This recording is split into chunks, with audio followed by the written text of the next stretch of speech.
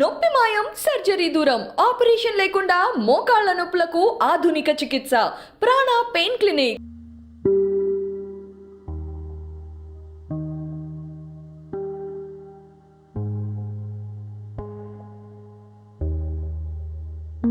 ఒక పక్క ఎండలతో చస్తుంటే ఇంకో పక్క 4 రోజులు వర్షాలు పడతాయని వాతావరణ శాఖ అధికారులు వెల్లడించారు.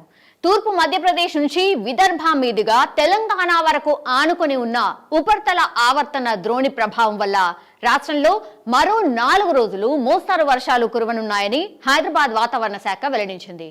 కొన్ని చోట్ల ఉరుములు మెరుపులతో కూడిన వర్షం పడే అవకాశం ఉందట. నిన్న ఉమ్మడి ఖమ్మం జిల్లాలో వర్షం పడడంతో రైతులకు పంట నష్టం జరిగింది. భద్రాచలంలో ఈదురుగాళ్లతో కూడిన భారీ వర్షం పడింది. ఇక అక్కడ లక్ష్మీ నరసింహస్వామి ఆలయంపై పిడుగు పడ్డంతో ధ్వజస్తంభం కూడా దెబ్బతింది. పిడుగులు పడే అవకాశం కూడా ఉంది కాబట్టి ప్రజలందరూ అలర్ట్ కావాల్సిందిగా వాతావరణ శాఖ సూచించింది.